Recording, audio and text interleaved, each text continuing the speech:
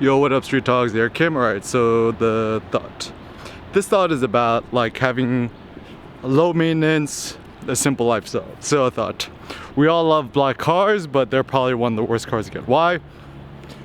They get dirty far too easily, and it shows dirt, right? And I think actually the least maintenance car in terms of like color, I think it's either white or silver. I'm not 100% sure which, but anything that requires you to maintain it and clean it too much is kind of a pain in the ass. So, for example, one of the reasons why I like living in this kind of like minimalist apartment is that there's nothing I gotta maintain.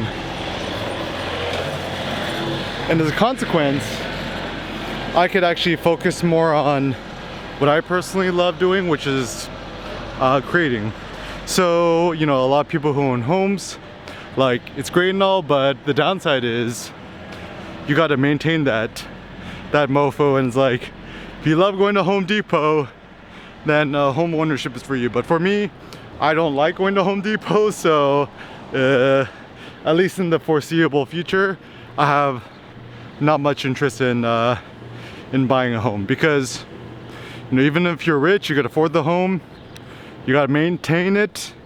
And even if you pay somebody else to maintain it, you gotta manage the people who maintain it. So that's actually the big thing that's a little bit misunderstood, I think, is that just because you pay somebody else to maintain it doesn't mean it's less stressful, because, you know, you worried about like somebody ripping you off or overcharging you, or, you know, stealing your shit or whatever it may be. Like, even a lot of people in some countries where they have you know, maids and cleaners, or they have help, they're always a little bit paranoid that, you know, people might be stealing from them, or, you know, cheating them and stuff like that. So it's just more problems and more things to worry about. So for me, I prefer the most simple, least maintenance lifestyle possible. So whatever requires less maintenance from me, the better. So currently I don't have a car,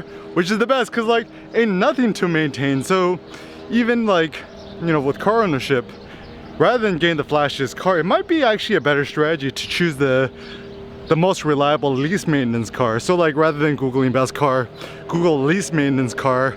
So it's either probably like a Corolla, I don't know, a Camry. I think actually apparently the Teslas don't require a lot of maintenance because there's fewer moving parts, so less likely to break. So I mean, that could be a plus one.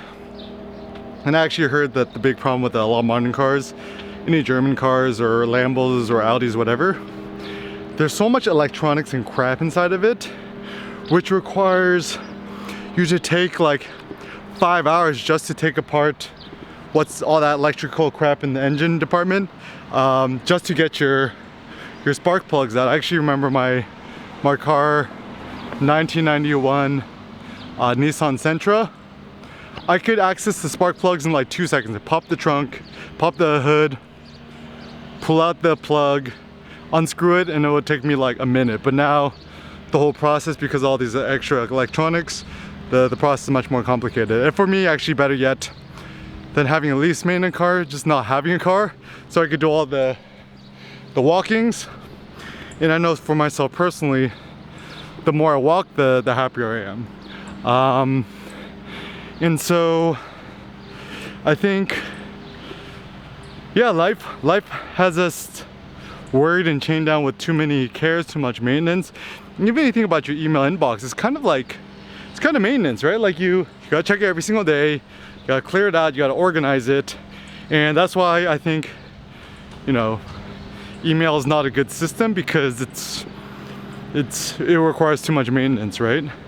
In some ways, just calling somebody on the phone, like voice call, could actually be one of the easiest and most effective ways to communicate, because less maintenance. So, and even me as a website owner with hosting and stuff like that, I love a self-hosted website, but often the maintenance of it could be quite a pain. But I do appreciate the freedom and flexibility and control of a self-hosted website, so that's at least one thing I do decide to maintain myself.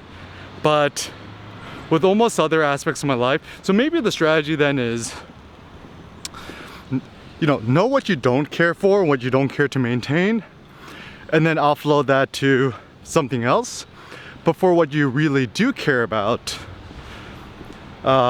decide how to maintain yourself. Like, big case, right? The body does require not just maintenance, but like you know, the Bob Dylan quote, if you're not busy growing, you're busy dying. So even like maintaining your body, it's not really maintaining your body, it's actually stressing your body to constantly grow, because if you want to maintain your body, you actually need to work hard to get stronger, and your desire to become stronger actually ends up becoming like some sort of maintenance, right? Similar thing with your mind, social interactions, stuff like that.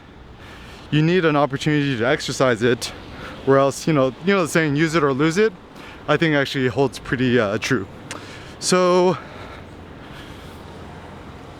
you know, with almost anything in life, whether you get an apartment or where you live, or you know, any technologies, whatever, strive to choose what has the least amount of maintenance, less amount of cares and worries, so you could focus on what you really care for. For me, that's writing, blogging, walking, working out, thinking, sharing, doing poetry, dancing, working out, talking to strangers, and so forth. So, you know, my thought is a simpler, less maintenance life is a better life.